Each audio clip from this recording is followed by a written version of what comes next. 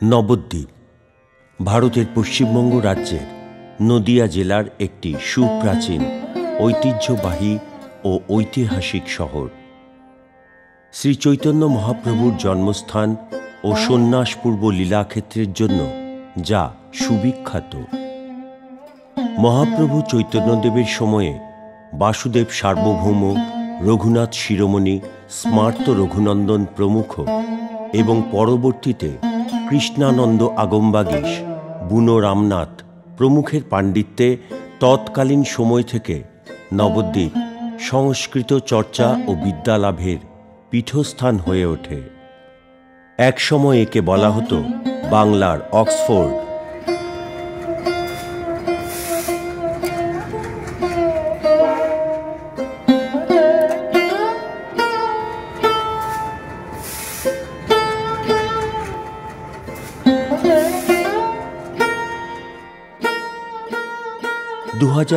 সালে Paschimbanga heritage commission নবদ্বীপকে ঐতিহ্যবাহী শহর হিসেবে ঘোষণা করে। সংস্কৃত চর্চার প্রাণকেন্দ্র নবদ্বীপে ভারতের বিভিন্ন প্রদেশ থেকে একসময়ে ছাত্রদের সমাগম ঘটত। তৎকালীন সময়ে এখানে চতুষ্পাঠী বা টোল শিক্ষা ব্যবস্থার প্রাধান্য ছিল, যা সম্পূর্ণ অবৈতনিক। 18শো শতাব্দীর শুরুর দিকে নবদ্বীপে কম বেশি 60টি টোল ছিল। 1866 খ্রিস্টাব্দে বিদগ্ধ পণ্ডিত সমাজের উদ্যোগে সংস্কৃত চর্চার প্রসারের জন্য সংস্কৃত বিদ্যা বিবর্ধনী বিদগ্ধ জননী সভা প্রতিষ্ঠিত হয়। তার প্রায় 3 দশক পরে যার নাম হয় বঙ্গবিবুধ জননী সভা। যে সভার সঙ্গে নিবিড় যোগাযোগ ছিল পশ্চিমবঙ্গের প্রাক্তন মুখ্যমন্ত্রী ডাক্তার বিধানচন্দ্র রায়ের। কালের বিবর্তনে শিক্ষা, সামাজিক ও রাজনৈতিক ক্ষেত্রে প্রভূত পরিবর্তন আসে। বাড়তে থাকে শিক্ষায় পশ্চিমী প্রভাব।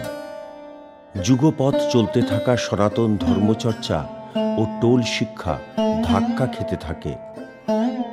পশ্চিমবঙ্গ মধ্যশিক্ষা পর্ষদের শিক্ষাক্রমে একসময়ে শুধুমাত্র 7ম ও 8ম শ্রেণীতে একটি বিষয় হিসেবে ঠাঁই পেল সংস্কৃত।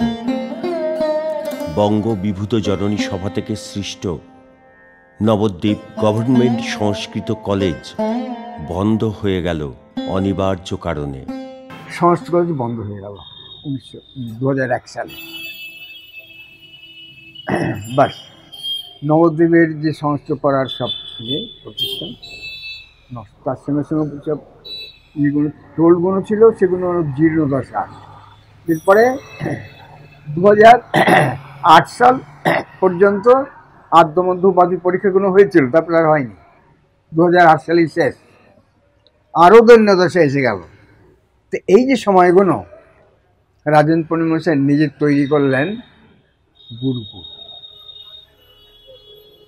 তৈরি করলেন। এইদিকে সমস্ত নষ্ট হয়ে যাচ্ছে, আর রাজেন্দ্র পণ্ডিত তৈরি করছে নতুন উদ্যমে এই আবাসিক সংস্কৃত বিদ্যালয়। আর সেইখানে বহু ছাত্র একদম ছোট থেকে আরম্ভ করে তারা নিজেদের জীবন তৈরি করছে।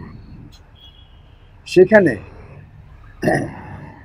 তারা সংস্কৃত প্রধানত পড়ছে, তার সঙ্গে সঙ্গে অন্য কিছু দিকও আছে, কিন্তু প্রধান হলো সেখানে সংস্কৃত অর্থ। জাগো মহান প্যারে সাবরি সুরত মোরে মন ভাবে সুন্দর লালা মা জাগো মহান প্যারে সাবরি সুরত মোরে মন ভাবে সুন্দর লালা जगत्कारणमुच्यतम् आविर्भूतं च सृष्ट्याद्यो भजते पुरुषात् परम् एवं ध्यायति जो नित्यम् स योगी योगिनां वरः नमो व्रातपतये নবদ্বীপে শুধু না, পশ্চিমবঙ্গে যে ছিল এক সময় একদম টুলটাই ছিল মেইন পড়ার ক্ষেত্রে, নবদ্বীপটা অন্যতম। আমি আসার যখন 40 বছর আগে বা 42 বছর হয়ে গেছে আমার আসার, 43 বছরে পড়লো। আমি আসার 6 বছর হয়ে গেল প্রথম আদ্য পরীক্ষা দিতে। আমার গুরুদেব তিনি সংস্কৃত গভর্নমেন্ট কলেজের বৈষ্ণব দর্শনের অধ্যাপক ছিলেন। তিনি যখন রিটায়ার করার পরে, অবসর গ্রহণের পর তিনি তখন এই ভারতী চতুষ্পাঠী টুলটা একটা আশ্রমে, আমাদের গুরু করুণানিকেতন আশ্রমেরই তিনি একটা প্রকোষ্ঠ নিয়ে সেখানে চাল থাকে।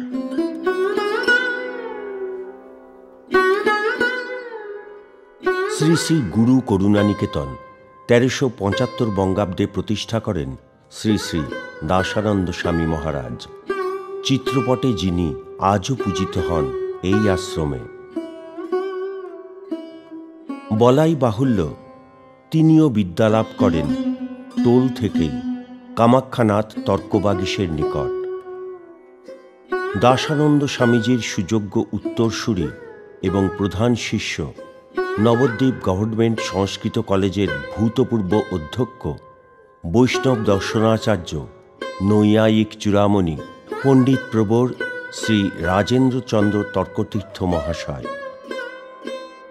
তিনিও আসাম সংস্কৃত বোর্ড থেকে তর্কশাস্ত্রী পাশ করার পর, অর্থাৎ যা বি.এর সমতুল, নবদ্বীপে এসে 2টি তর্কতীর্থ উপাধি অর্জন করেন, যা টোলের সর্বশেষ ও সর্বোচ্চ উপাধি।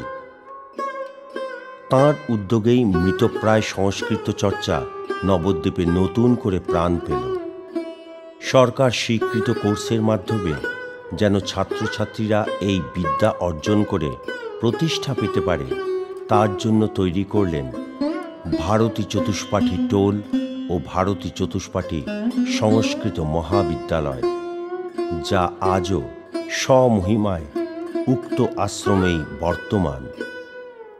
চতুষ্পাঠীর ওই যে যারা অন্তেবাসী হয়ে যারা আসলো, যে সমস্ত প্রচুর ছাত্র, তাদের জীবন যাতে প্রতিষ্ঠিত হতে পারে ইংরেজি শিক্ষার দ্বারাতেও, তার জন্যে এই তৈরি হলো ভারতী চতুষ্পাঠী মহাবিদ্যালয়। সেইখানে অনায়াসে এরা এইদিকে গুরুকুলের নেমে সংস্কৃত পড়ছে, আর ওদিকে এখনকার নতুন নিয়মে তারা শাস্ত্রী, প্রাকশাস্ত্রী, শাস্ত্রী, আচার্য এইগুলো করে এম এর সমমর্যাদায় যেগুলো প্রতিষ্ঠিত, সেইগুলো করে তারপর বাইরে যে ওই গবেষণা প্রফিট করে পিএইচডি ডিগ্রি এসেও পেতে পারছে, কিংবা স্কুলের জন্যে যে বিএড প্রভৃতির মতন সে সমস্ত করেও তারা জীবিকা অর্জন করতে পারবে। এই সমস্ত ব্যবস্থা একা একটা মানুষ কোনো দিন যে করতে পারেনি। নবদ্বীপের মধ্যে রাজেন্দ্রচন্দ্র তর্কতীর্থ একটা মানুষ এই জিনিস করে গিয়েছেন। আমি যখন শ্রী গুরু করুণানিকেতন আশ্রমে আসি ছাত্র হিসেবে পড়াশোনার জন্য, তখন আমার আরাধ্য গুরুদেব শ্রী রাজেন্দ্রচন্দ্র তর্কতীর্থ মহাশয়, ওনার বয়স 84 প্রায়। তখন ওনাকে আমি এবং সেই সময় যে ছাত্ররা ছিল যেভাবে পেয়েছি, অত বয়স হয়ে গেল উনি আমাদেরকে অত্যন্ত স্নেহ করে এখানে রাখতেন।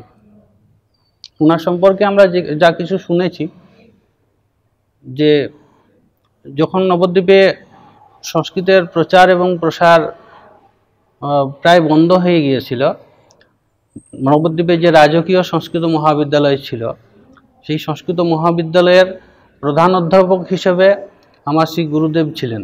তিনি ছিলেন সংস্কৃত কলেজের, গভর্নমেন্ট সংস্কৃত কলেজের পশ্চিমবঙ্গ সরকারের বৈষ্ণব দর্শনের অধ্যাপক। শুধু বৈষ্ণব দর্শনের নয়, 5টার ব্যাপারে তিনি গোল্ড মেডেল ছিল এবং রাষ্ট্রপতি পুরস্কার প্রাপ্ত। সংস্কৃত তখন কী করবেন, তখন আমরা তখন এই বেনারস আন্ডারে তখন একটা সংস্কৃত রক্ষা করার জন্য প্রদেশ, তখন বেনারস ইউনিভার্সিটি, তখন সেটা ছিল সম্পূর্ণানন্দ বিশ্ববিদ্যালয়। সম্পূর্ণানন্দ বিশ্ববিদ্যালয় আন্ডারে তখন এটা কীভাবে যোগাযোগ হয়েছিল, তো ওইখান থেকে আবার নতুন করে শুরু হয়েছিল। এবং কিন্তু সেটাও তখন পরীক্ষা দেওয়ার ব্যাপারটা বললো না, ওইখানে গিয়ে দিতে হবে। ওইখানে গিয়ে তখন বেনারসে ওইখানে গিয়ে তো সম্ভব না যাও, তখন সেটাও কালক্রমে সেটাও বন্ধ হয়ে গেল। তার পরবর্তীকালে রাষ্ট্রীয় সংস্কৃত সংস্থানের আন্ডারে তখন সেই চিন্তা ভাবনা হয়, যেভাবে যোগাযোগ হয়েছিল কীভাবে, তখনই আমাদেরই গুরুদেবেরই এক গুরুভাই, উনি ছিলেন তখন ত্রিপুরা গভর্নমেন্টের শিক্ষামন্ত্রী ছিলেন কংগ্রেস আমলে, তিনি তখন রিটায়ার হয়ে গেছিলেন যদিও। তারপরে ওনার সঙ্গে ছিল তখন ওই কেন্দ্রীয় সরকারের তখন ছিলেন অর্জুন সিং বোধহয় ছিলেন, মানব সম্পদ উন্নয়ন মন্ত্রকের আন্ডারে উনিও ছিলেন। যাক, তখন উনিও রিটায়ার। তবু তার পরবর্তীকালে তখন বিজেপি সরকার আসার সময় পরে বোধহয় মুরলীমোহন যোশীর আমলে আমাদের আবার নতুন করে তখন কেন্দ্রীয় সরকারের আন্ডারে সেটা রাষ্ট্রীয় সংস্কৃত সংস্থান, সেই তার আন্ডারে তখন আমরা এখান থেকে আবার নতুন করে শুরু হয়।